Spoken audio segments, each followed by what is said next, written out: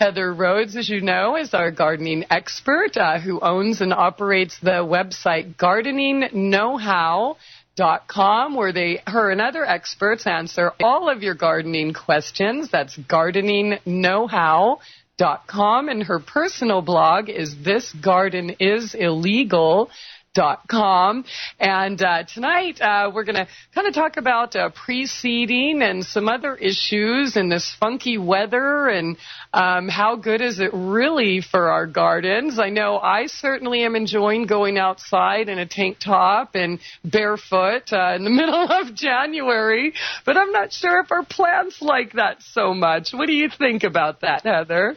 This weather is devastating for our plants, as nice as it is to have 50-degree weather in January, especially here in Cleveland, where we would normally have 2 feet of snow. It can cause some serious problems for our plants. Plants and people have a lot in common. Just like we need to go to sleep, and if we don't get enough sleep, we get sick and can even die. If we go long enough without sleep. So happens with our plants.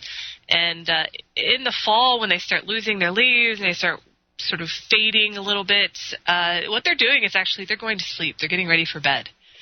They are actually pumping chemicals. If you have perennials that survive in your area, no matter how cold it gets, those perennials are actually pumping literally antifreeze into their system. Oh, wow. To keep themselves from freezing. And keeping ice crystals from forming and puncturing the cell walls.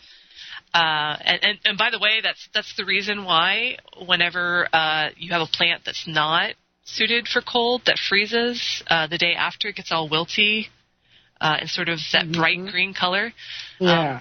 What's happened is ice crystals have formed inside the cells. It's pierced the cell walls, and it's literally just sort of bleeding to death as you look at it. So your plants actually put an antifreeze into their system to keep themselves from bleeding to death in the cold. And then what happens after that is they go into a dormant state where they're kind of sleeping. Well, then comes nice weather, 50 degrees, and the plants sort of go, oh, it's time to get up. They start taking that chemical out of their system. They start putting out new growth, which doesn't have any of that chemical whatsoever in its system. And then the cold comes back.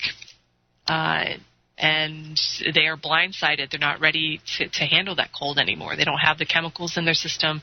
Their new growth, which is a little bit like little babies, has absolutely no protection whatsoever. And normally we see this sort of thing in spring. You get that warm weather in the spring, your plants start coming out, and then the next thing you know, they get wilty tips because all the new growth is dead, and they're not looking all that healthy. So the fact that we're having this sort of weather in January is very problematic for our gardens. Okay, now are all plants at risk when this happens? I mean, the pines and the eucalyptus and cedars and everything that's growing? Everything that you grow in your garden is at risk during this weather. They may be okay. I'm not saying you're not going to go out in your garden in spring and everything's going to be dead, but if you garden, I would expect that this spring you're going to see a lot of plants that didn't make it through the winter this year. And that can be, it happens with pine trees. That's part of the reason we talked about the last show. We talked about your Christmas tree. If you wanted to bring a live Christmas tree into your house that you were going to replant outside, you could only do it for about a week. That's exactly why. It's because that plant starts to wake up and starts to take all of those protections away when it gets into warm weather or a warm indoors. So you will see plants that are either really not happy in spring, or you're going to see a lot of dead plants this spring. This weather is pretty much across all of the United States. So Yikes. Well, is there anything we can do? I know that when, for instance, in Arizona, when it gets a little cold, they put blankets on their oranges to kind of keep the freeze away. Is there something we can do, kind of the opposite? Yeah, there actually is. It's something that we do for our more tender plants, and we all think that we're keeping our tender plants warm, but what we're actually doing is we're keeping the temperature consistent, and that's mulching. Anytime you're told to mulch a plant, whether it be our hydrangeas, if you've got some hydrangeas that are on the edge in your zone, you're not keeping that plant warm, you're keeping that plant insulated so that once the ground freezes, once it gets cold, it's going to stay cold even if you get a warm section in that time period. Okay. So with this type of weather, when the weather gets cold, make sure, while the weather's warm, I guess, you can make sure you start mulching plants. I looks like for the weather report for the next several months, we're going to be looking, or with months, next several weeks, at least here in Cleveland, we're going to be looking at these type of fluctuations.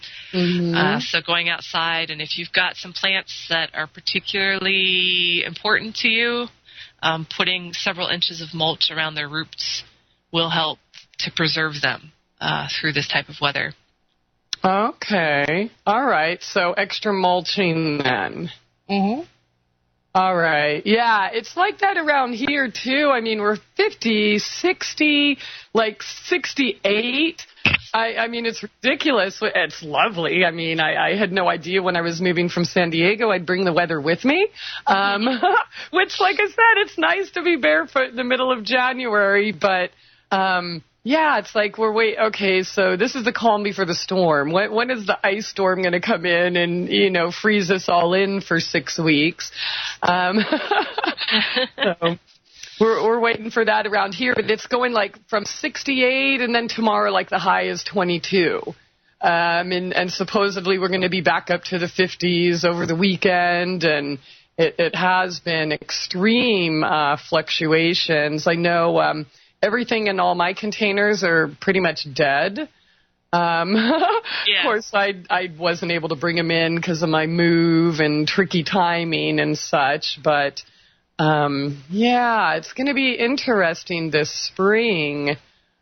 Speaking of which, this is really interesting. The last show we talked about when I first moved and I wanted to bring in as many herbs as I could, and I guess the window I have is a north-facing window, and I wasn't really expecting much from my herbs, but they really are taking off in the house. So I guess that's kind of good news, or some good news anyways. That's awesome. I know. I clipped everything down and just figured, they'd stay dead till spring. And, I mean, I checked today, and my sage has like a foot of growth since I clipped it like a month ago.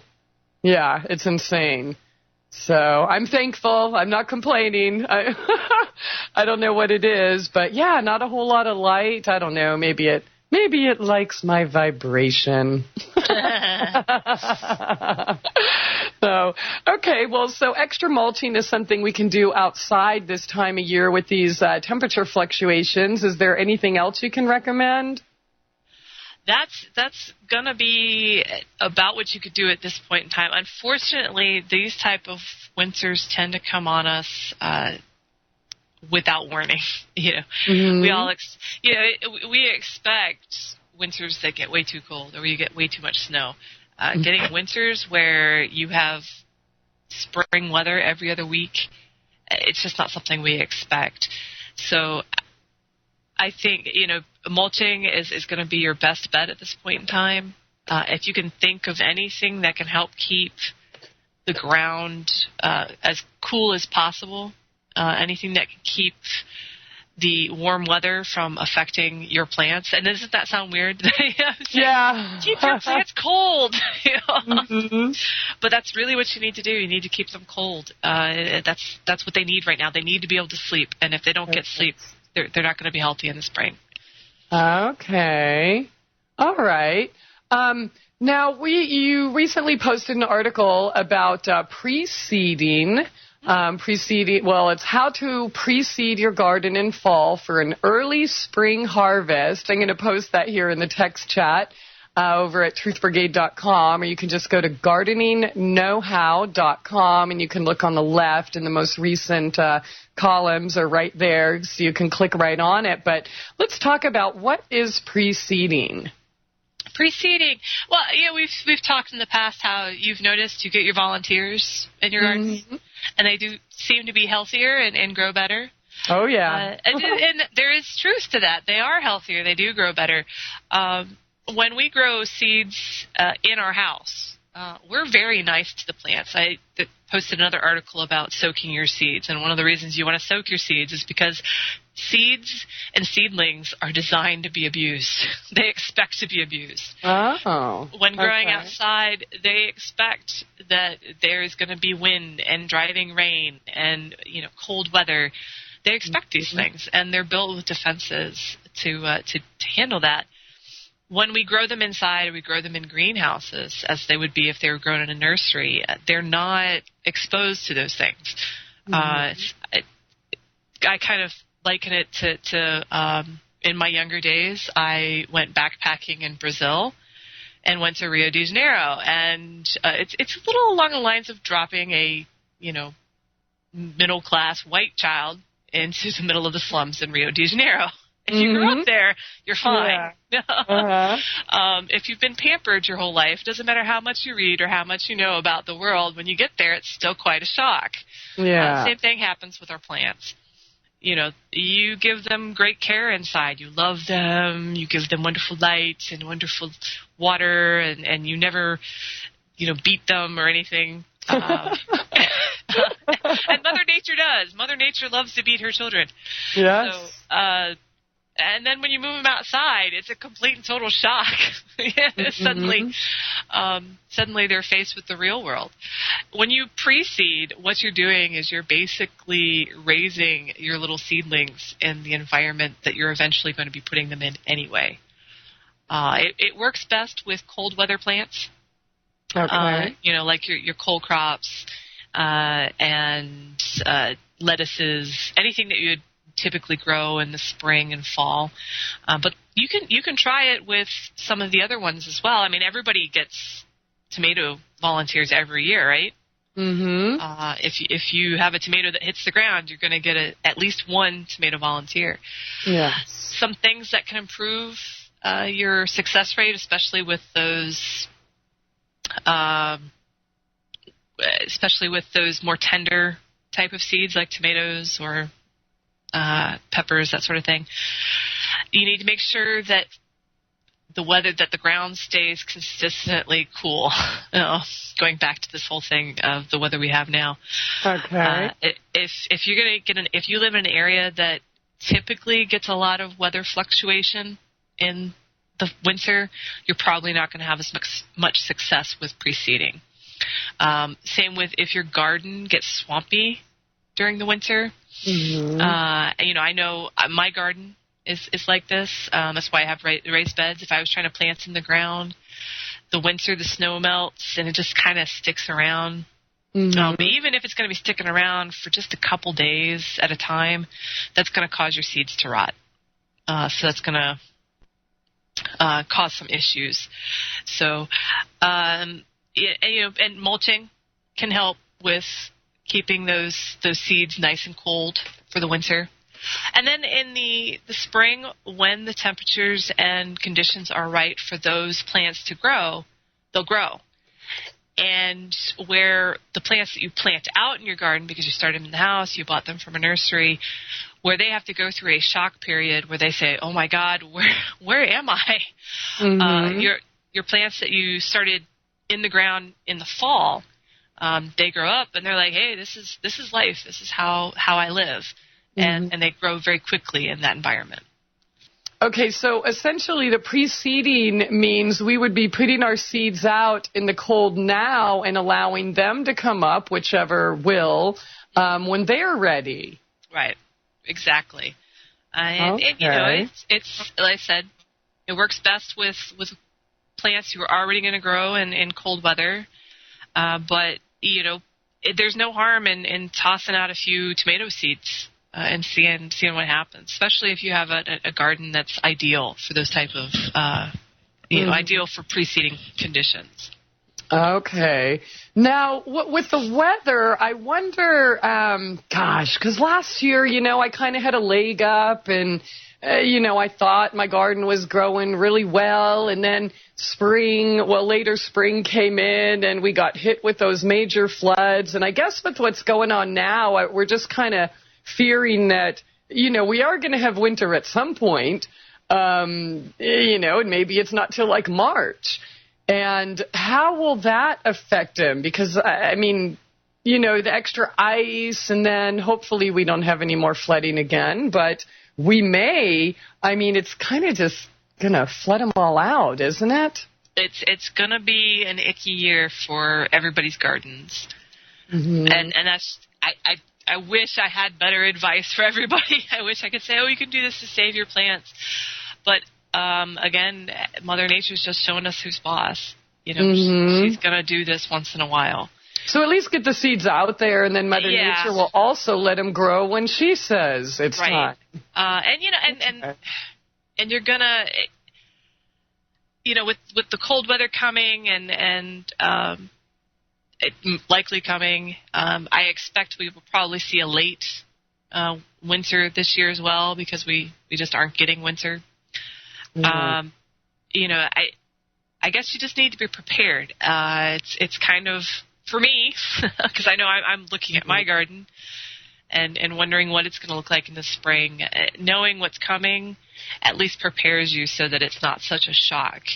I'll be better prepared when I go in my garden and I start taking inventory. And here in Cleveland, you always take inventory in the spring. Mm. Is this still alive? Is this dead? Is this worth saving at this point in time because it's so damaged? And knowing ahead of time that you're going to have to be looking for those type of things makes it a little easier. It also, on the bright side, you can start thinking about maybe there's that shrub, maybe there's that patch of whatever plant that you weren't really happy with it being there in the first place. Mm-hmm. And you're now being given permission by Mother Nature to take it out because it's dead or it's so badly damaged that it's not worth saving. And you can redo that section. In your particular situation, you can think about it. You might have lost your entire garden anyway. That's true. With this weather, so at least you knew ahead of time, going into it, that you may need to replace some plants, that you may lose your favorite plants. And that's, unfortunately, it's the best, psychological advice I could give you in terms of this weather that we're experiencing at this point in time. Is you're just getting everybody across the United States is getting a serious lesson that sometimes Mother Nature can't be stopped.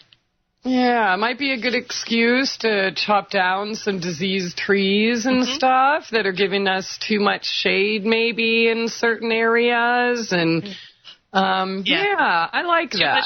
Too much shade, just plants that you knew you should have taken out a long time ago, but being gardeners and being the soft-hearted souls we are, we hate to kill anything. So Mother Nature's going to give us no choice this year. Okay. Well, I like that. That's a good way to look at it. Heather, you had another article on your site, tips and information about growing 4 o'clock plants. Mm-hmm. What's a 4 o'clock plant? You don't have 4 o'clocks there? Oh, my gosh. They grow everywhere here. 4 o'clock plants are called 4 o'clocks because they open in the afternoon. Okay. Hypothetically, the flowers open at 4 o'clock.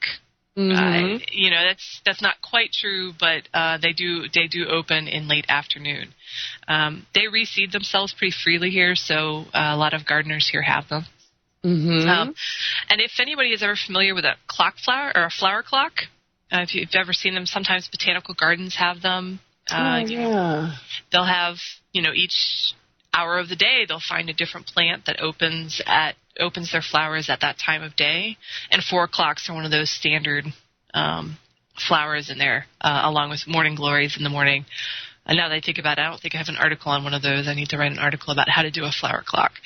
So I like that. They look so pretty. I'm going to have to get some 4 o'clocks. Yeah, it's like I said, they reseed themselves pretty freely here. So, and they're lovely plants. They add some nice color. And they're nice, especially, for you working gardeners who may get home from work in the late afternoon. It's a guaranteed open blossom when you get home. Okay, so that would be right in between, well, I guess the morning glories in the morning, then we have the moonflowers at night, and that would be the afternoon bloom. Mm-hmm. Okay, I'm going to have to throw in some afternoon blooms in my garden. And I'm looking here that it says that Native Americans grew the plant for medicinal properties. What can you share with us about that? Well, a lot of plants that we have in our garden at one point in time served a double purpose. And this is just another one of those plants. We don't use them that way anymore. A lot of them, another example of a medicinal plant that we frequently grow, but that was used at one point in time is lamb's ear. Mm-hmm. Lamb's ear at one point in time was used as bandages. Okay. So,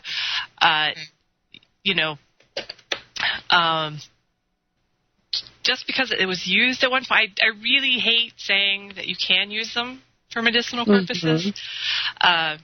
Just because, the whole I'm not a doctor, that sort of thing. Mm-hmm. But yeah, at one point in time, these were important plants. It was one of those all-purpose sort of medicinal plants.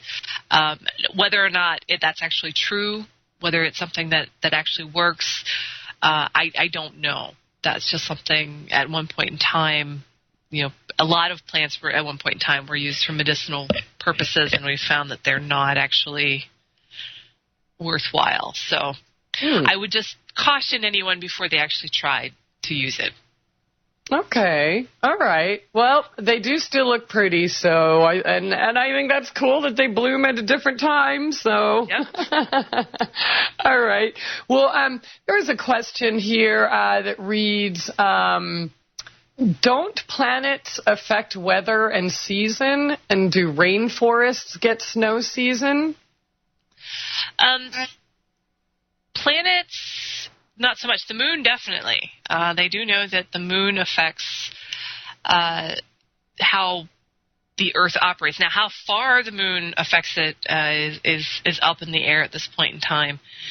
The planets farther away, there's no proof that that's the case. But there's a lot of people who, plant by the moon. Mm-hmm. Because the moon affects our tides and that sort of thing. And the belief is, and there are some studies, that preliminary studies that have shown that this is the case, that the moon has an effect on the water in our bodies and the water in plants and things like that. And that's where that theory of planting by the moon comes from. Mm-hmm. But whether or not that's actually, there's nothing been definitive. There's just been some indications that that's the case. Now, rainforests, do they get a snow season? They don't get a snow season. That's a tropical area, but that doesn't mean that they don't have a dormant period.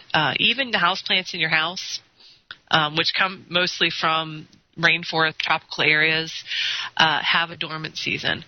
Like I said, plants are a lot like people. They need to sleep. They have a lifespan. So,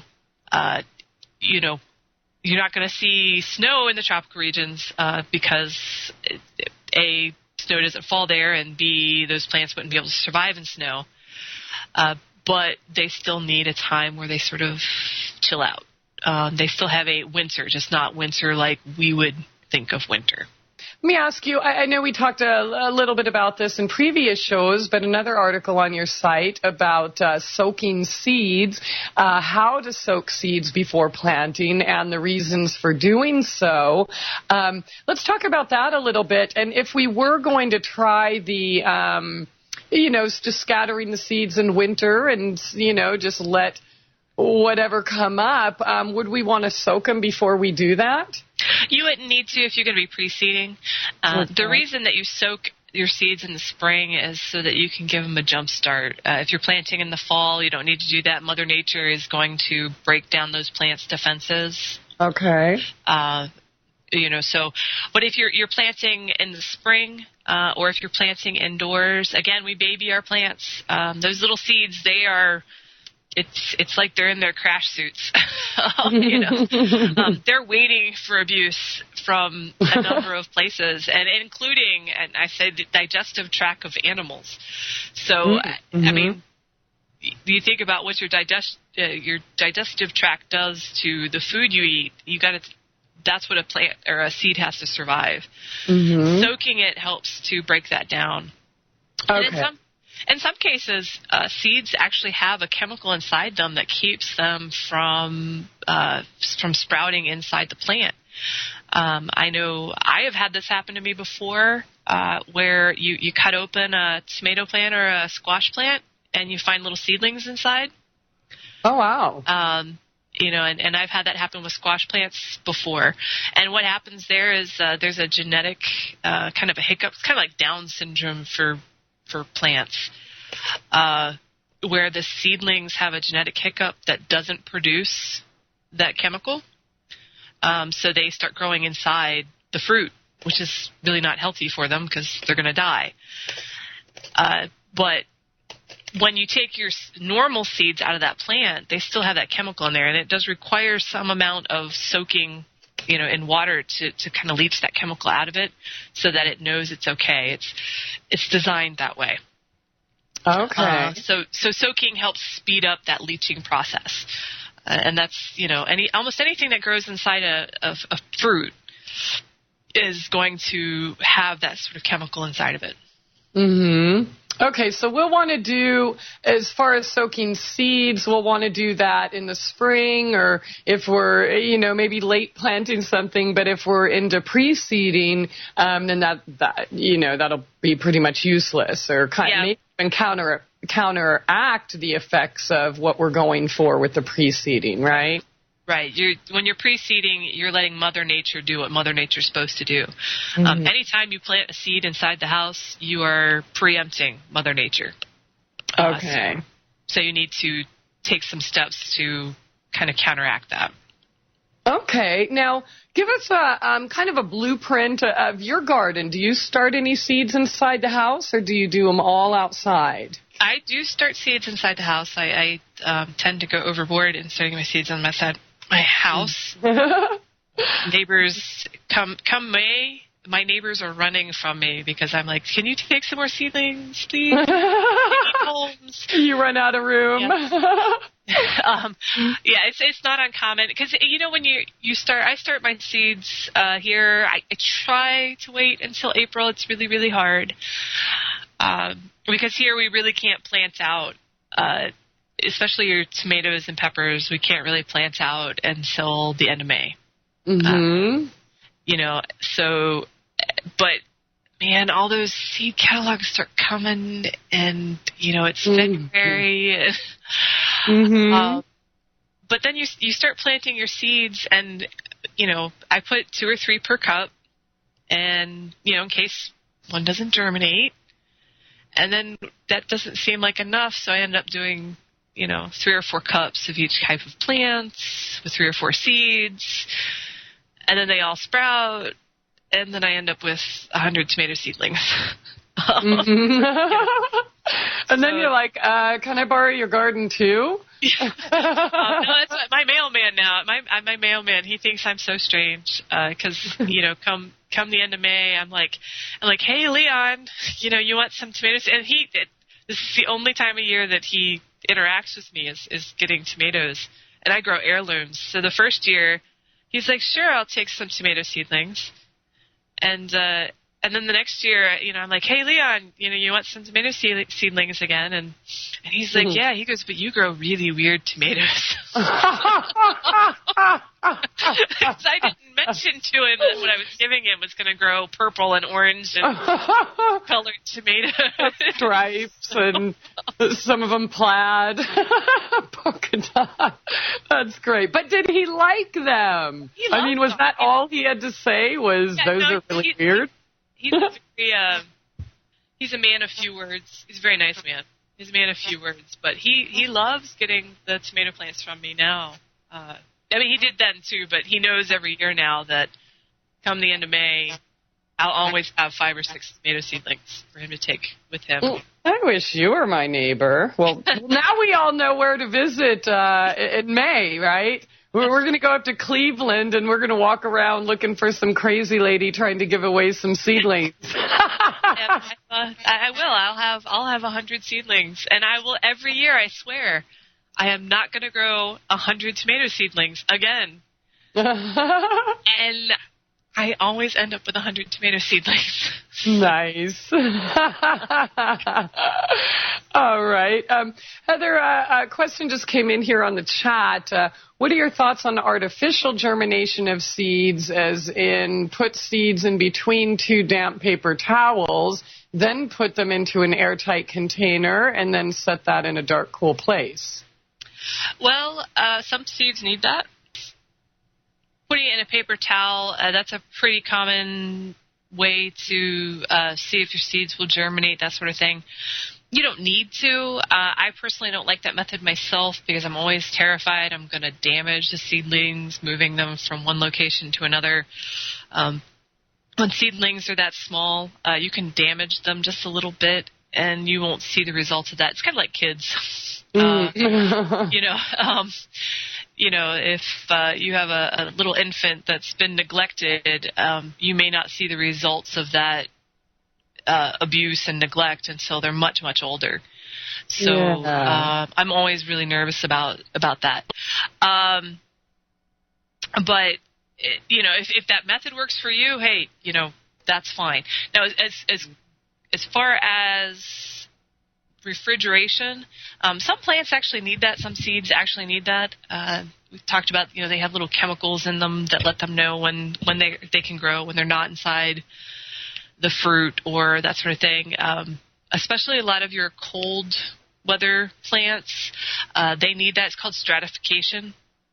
Mm-hmm. They need to experience cold weather and in order to be able to germinate, because they know that they fall off the mother plant in the fall, they go through a period of cold, and then it's safe to grow. If you're planting them in the house, there's no period of cold, so you need to force them through. Now, this is where it becomes important that you research how the type of seed you're growing functions. So is that going to be an appropriate way to do it for every plant? No. Is it appropriate for some plants? Yes. I can't list in this time period which is which, nor do I think I have the memory capacity to hold all of that information in my head. So just take a look, especially in today's world of the internet, it doesn't take more than 5 seconds to say plant whatever seeds and get directions on how to do that properly. Okay, and also I know a lot of people talk about freezing their seeds. Is that necessary or helpful, or again, is that just with some plants? It's going to depend on the plant. So some need it, some don't. The number of ways that seeds germinate is fascinating. You have some seeds that need light. You have other seeds that don't care. Mm-hmm. You could give them light, you could not give them light. Some seeds actually need, tomato seeds are always fascinating to me because in order to get really good germination rates from tomato seeds, they actually have to sit in rotted tomato. Mm-hmm. Okay. So if you're collecting tomato seeds and you're not really happy with how your germination rates are turning out from those collected seeds, take the entire tomato, dump it in a bowl, mash it up, and then leave it until the top gets all bubbly and yucky looking. And wash your seeds off. And it makes sense, because think about how a tomato functions out in your garden. Or what if you don't even wash them? Just throw them out there like that. Yeah, that's fine too. And that's how your volunteers happen. Yeah. The tomato falls off the plant, hits the ground, kind of splatters or cracks when it hits the ground, and then it slowly rots and helps to wear away the protections that the plant or the seed has. Alternatively, you're going to eat it and then you're going to poop it out, and that same process happens. Acids wear away at the outside of the seed and help it to know it's time to germinate. Mm-hmm. Okay. All right. And before we move on, Heather, I got a clarification for a question we asked last segment, where they asked about the planets affecting the weather. And after that big long answer, we got a clarification that they actually meant plants, not planets. So the question he was asking was, don't plants affect weather and season? That's another matter that's kind of up in the air. Climate change is of course a huge debate right now. And whether or not is one individual plant going to affect our climate? No. Does the rainforests of South America affect our climate? There's a lot of information both ways on that particular matter. Mm-hmm. So there's just not enough data out there to say whether or not plants influence our weather in the way that scientists theorize they do. So. Okay. And you'd certainly need more than one plant in one location if that was going to happen. Right. Okay. But, you can basically build your own ecosystem, say you have a couple acres or more and are able to completely design it, probably to some extent. But, probably not affecting the weather worldwide. Right. Yeah, no, it's, when you're talking about plants and their possibility to affect weather worldwide, you're looking, like I said, you're looking at entire continents worth of plants, not, what you're putting in your backyard. Now, on a related note, can you affect the environment within your home using plants? Yes, that's a very much a proven fact. Using house plants, you can certainly, they've been able to successfully prove that within an enclosed environment like an office or a house, house plants can help clean out toxins and increase oxygen and make for a safer environment for yourself. Yeah, definitely. It definitely raises the vibration and kind of decreases, I think, the negative energy. Not necessarily brought on, just by electronic devices, but people too. Well, yeah, they're just now exploring the possibilities of how plants communicate. It's now. It was something that a lot of scientists didn't believe until now, which held it back. But there's a lot of proof out there that plants they communicate and they feel. Mm-hmm. Maybe not in the same way we do, but even just on a basic air quality level, having plants in your house or your office environment can greatly improve the air quality there. There's a very interesting TED Talk. If you go and look for TED Talk improving air quality through houseplants or something along those lines. It's a gentleman in India, and his office building was literally killing him.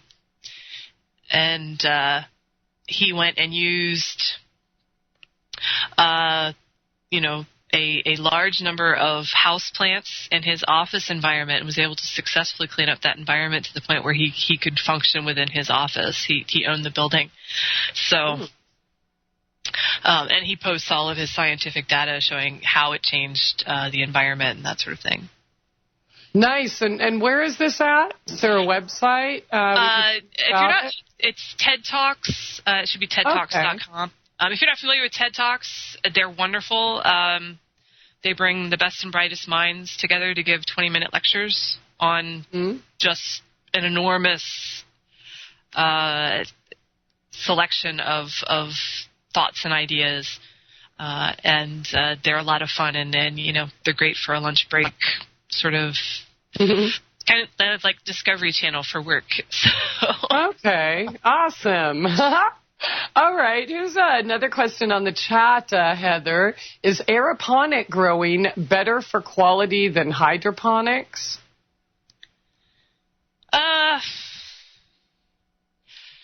I would say I personally don't see how. I don't think so. I think all of these type of methods are great methods, whether it be traditional growing, aeroponic, or hydroponic. I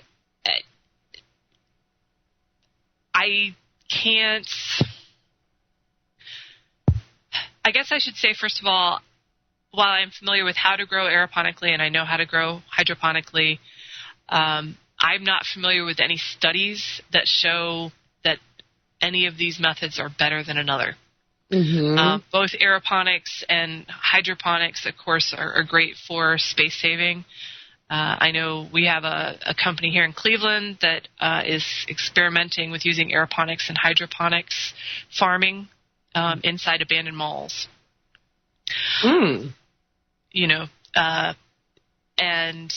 It's great for that sort of thing. Certainly in Canada, they have refined the art of aeroponics and hydroponics. I haven't seen anything or read anything in my experience that says that one is better than the other. Now, whether that's, that means I haven't run across it. Maybe somebody else has, but I have not personally. Okay. And, well, I mean, you're familiar with all the different types of gardening, but you still choose dirt. Yeah. So that kind of says a lot. You are a lifetime gardener. I mean, maybe you want to, why do you choose the traditional method over hydroponics?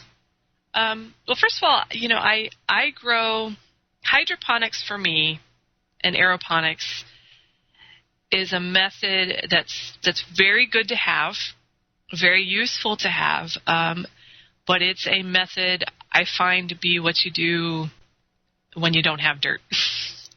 Whether that be as a country, such as Canada, they don't have necessarily the ground with the proper amount of season to grow food for the country, so they've turned to hydroponics and aeroponics and greenhouses, or whether you be an apartment dweller and you just don't have it.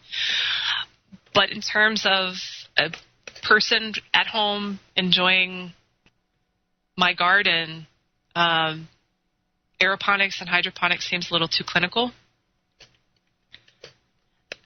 There's something to be said for digging through the dirt and getting dirty. And there's biological reasons for that, too. I think I've mentioned on here before that we actually, there's actually bacteria in the soil that give you a mental boost. That's proven. That's not like me making it up or theories. There is bacteria. When you get your hands dirty in the soil, it gets into you and causes you to have a boost of serotonin. Yes, that's been proven. Yeah, so that doesn't happen when you're working aeroponics or hydroponics. Okay. There's just, as much as people hate weeding, when you get into weeding, it's a zen. It's almost like a zen moment when you get into the rhythm of weeding. Yeah, it is. And I mean, it only expands when we expand our knowledge of what we are weeding, because then it's just like harvesting your fruit. You're basically just harvesting your tea, you're harvesting your medicine. Right. Yeah. And those are things that really don't happen in hydroponics and aeroponics. Yeah. So. Okay. All right. Well, thanks for sharing that. And, yeah, I tend to agree. I mean, I think it's really cool what they do and, the fish bowls. And, yeah, it looks beautiful and looks amazing. And but yeah, I kind of like my stuff. I like getting my hands in the dirt. Yeah, that's how, I'm giving a talk next week for Ohio Master Gardeners about vertical gardening, and hydroponics and aeroponics plays a big role in the growth of vertical gardening, over the past several years. And it's great for what it's used for. But if I get a patch of land, I'm planting in a patch of land. Yeah, okay, absolutely. Makes sense. All right. You know what? I was looking at some other articles on your site, but let me ask you this. We're in the middle of January. What do us gardeners need to be thinking about now? We talked about pre-seeding, probably maybe drawing a map of our garden. What should we be thinking about this time of year? Oh, we should be pouring a glass of wine and sitting with our seed catalogs and bookmarking everything we're thinking we could actually fit in our garden, which is probably about 10 times more than we can actually fit in our garden. Yes. So, and then some. This is the season of dreaming for gardeners. We're holed up in our houses. The seed catalogs are coming in by the dozens every day. Mm-hmm. And all you can think about is, when is spring going to get here? So think about it. That's what I tell people to do. Think about it. Take some time. Okay, I'm done thinking. I want food now. And as much as we all want to do that, and much as we are all jealous of you people in California and Florida and Arizona, and Texas, for those of us who have that winter break, it's a time to reflect and to plan and to think about what we did wrong last year. I mean, this is, for gardeners, our New Year. It's kind of like the Chinese have the New Year celebration that lasts like 3 weeks. Mm-hmm. We have a New Year celebration that lasts 3 months as gardeners. We're gonna same as you do on New Year's Day. You sit down and you think about, what happened this past year. What did I do wrong? What did I do right? How can I improve? What do I want to accomplish? And you have 3 months to consider that, and take advantage of that. It's frustrating because you really want that beautiful warm weather to come back, but be appreciative that you have that time to really think about how you want your garden to go this next year. This time of year, people turn towards their houseplants. For gardeners who garden outside, their houseplants tend to get ignored indoors during the summer. So they turn around and they say, oh, wait, I have plants. They just don't look very healthy. I know I have that. Plants that I bring indoors for the winter do just fine, but my house plants are not always successful. So I have a standard type of plant that I'll bring in to my house. Mother-in-law tongue. That's a great plant to survive. ZZ plant, if you can find it. It's a little hard to find, but if you can find it, does beautifully. You could not water that plant literally for a year, and it will be fine. Wow. Okay, that sounds like it should be everybody's first house plant. Yeah, it's gorgeous plant too. I mean, it looks fake. You'll see them in doctor's offices, malls, hospitals, again, because, nobody comes by. There's no light. There's no water. And they're fine. And they look like they're made of plastic. You walk up to one and you touch it and you're like, oh my gosh, it's a real plant. It's got a very waxy appearance. It's got very thick wax, which is why it can survive without water for long periods.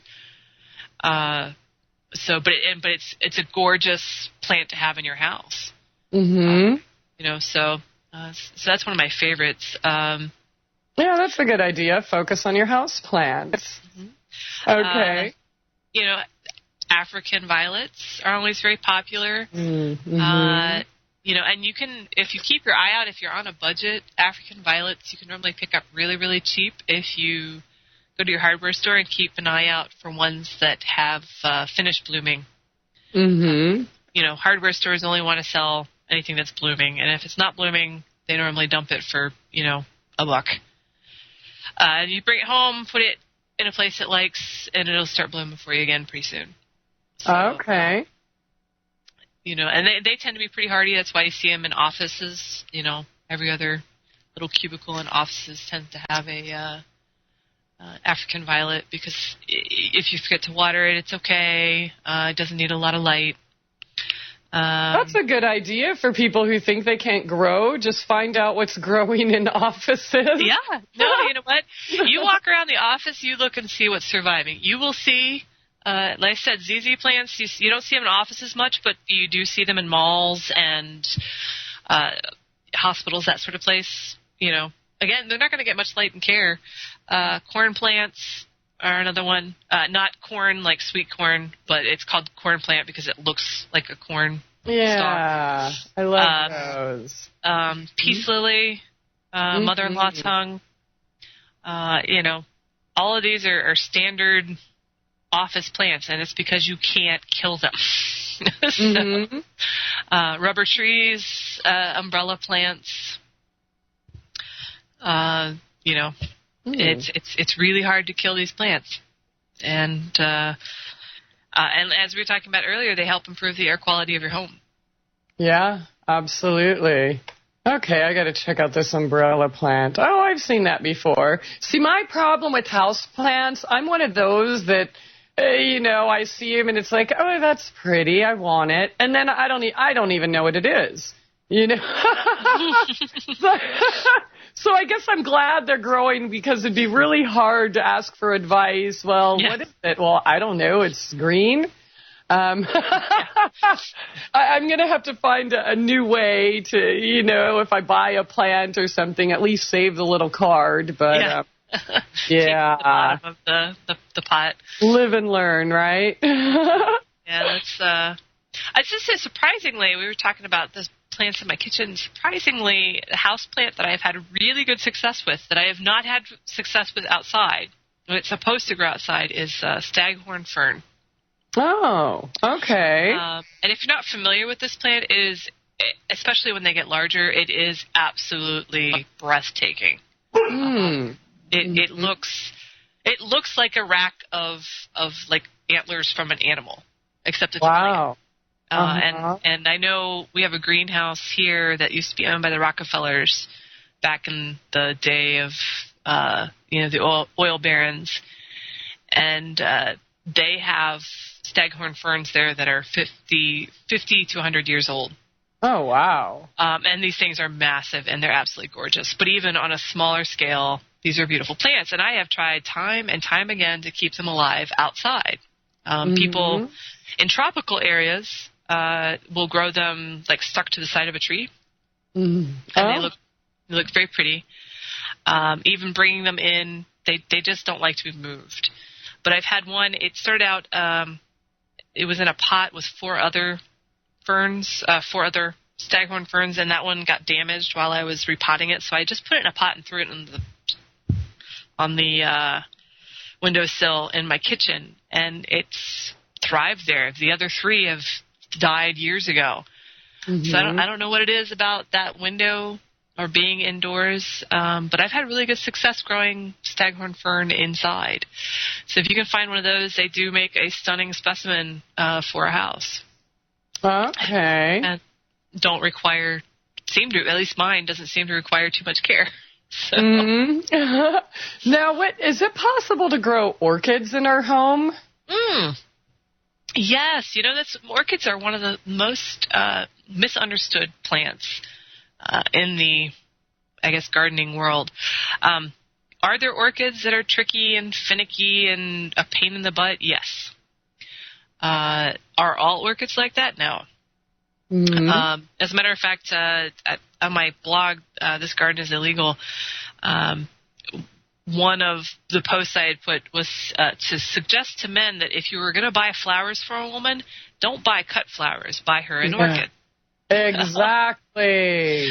An orchid, if you go to the store and you buy an orchid with all the blossoms still closed, it will open up shortly, and you will have flowers for months. Oh, okay. And then it does require certain. It's kind of like to get them to rebloom. Typically the ones that you buy in the store, whether it be the hardware store or your flower shop, that sort of thing. They do need a certain schedule to get them to rebloom, but it's no more picky or finicky than an amaryllis or a poinsettia or any of those other plants where you just have to do a little bit extra to get them to rebloom the next year. Mm-hmm. And those type of orchids are the same way. Okay, so all right, so if somebody was going to buy us cut flowers, and then they heard on the show that they should be buying a plant, right, or something that grows, what type of orchid should they get us? So, typically, and I'm trying to remember what the name of the standard orchid is. It starts with a P, and I'm drawing a blank on it right now. Okay, I probably am mangling this, but I think it's like a phalaenosis or phallopinosis orchid. Okay. It's going to be your standard. There's not too many types of orchids that are standard sold at the store. Mm-hmm. The ones that require extra care, you're going to have to go through an orchid dealer to get them. But if you're just walking into your flower shop or you're walking into the hardware store or the plant shop, this is going to be the standard. And it's the one, it'll have like the little cup coming out the bottom, and then the 2 or 3 petals around the top. And that's your standard run-of-the-mill orchid. And that is, you bring it home, you put it on a humidity tray. It's not going to come in soil. It's going to come in almost like a bark. It's almost like somebody took some mulch, threw it in a pot, and then threw the orchid in there. And that's the way they grow. Okay. And that bark needs to be kept wet, but you don't want to keep it sitting in water. So, you'll water it once a week or so, but the water will run right through. And it's just to keep that bark moist. And it needs high humidity, so it's always a good idea to either set it on a pebble tray or spritz it every once in a while. Okay. And it will get air roots, and that's okay. Don't panic. That's what it's supposed to do. Okay. And that's going to be, the general way you're going to buy them. And they'll be happy that way. So, so don't go bring it home and say, it doesn't have any soil. I need to put it in soil. You have to think about how orchids grow. They actually grow attached to trees and kind of sitting on top of the soil. They're not typically a soil-loving plant. Okay. They're found in really wet areas predominantly, yes. Right? Right. Very, okay. Rainforest conditions, swamp conditions, that sort of thing. All right. And they're pretty darn pricey. I mean, with the occasional, time I do see them, it's $30 for one little flower. And like I said, but you have to remember, you're going to pay $30 for a bouquet of flowers, cut flowers, and they last, a week, right? That's right. You buy an orchid, and especially if you shop correctly, you're looking for an orchid with closed flowers, or maybe just 1 or 2. You want to see they have the stalk coming out, and it'll have several flowers along that stalk. You want to make sure that the majority of those flowers are closed, and you can literally expect 3 months worth of flowers from from an orchid if you buy it in that condition. Okay, and then we can get him to keep coming back. Mm-hmm. All right. Well, I like that. That might be a new indoor hobby. Yeah, I mean, it's not, like I said, it's not going to be like it comes back, the next month. But, if you're used to keeping amaryllis year after year and putting it in its dormant season, that sort of thing, if you're used to getting poinsettia to turn red again, orchids are no more trouble than that. So one of our listeners in Indiana who bought a fig tree, I guess last year when you were talking about plants, I guess they're having a mild winter there too, and his fig thinks that it's spring and is like shot up. I mean, he posted a photo of it. It's absolutely beautiful, but it doesn't look like probably how a fig tree should look in the middle of January. So what would you recommend for him? I mean, it's growing lovely as if it was springtime. Well, what likely happened was that tree was not put in conditions where it understood that it was supposed to go to sleep. Again, just like our kids, we say, okay, it's bedtime. Here's your bed. Here's your blankie. Here's your toy. Here's your story. Now go to sleep. And then the sun comes up. Yeah. And you need to do that for your plants that you're putting into dormancy as well. They need cool conditions. They need darkness, and they need reduced water. So if you bring it in and you keep it in your living room where it's bright and it's warm and you're watering it on a regular basis, it doesn't understand that it's bedtime. So, and that might be what happened here. For this year, it's not going to be a big deal. The plant will grow and that sort of thing.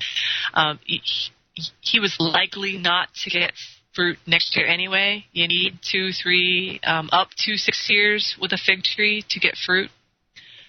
So he probably wasn't going to see fruit next year. But in the future, he needs to make sure that the tree goes into dormancy so that it can get that rest and so it can produce fruit. That's another thing that people don't realize is that a lot of plants, if they don't get a proper dormancy, they can't produce fruit and they can't produce flowers.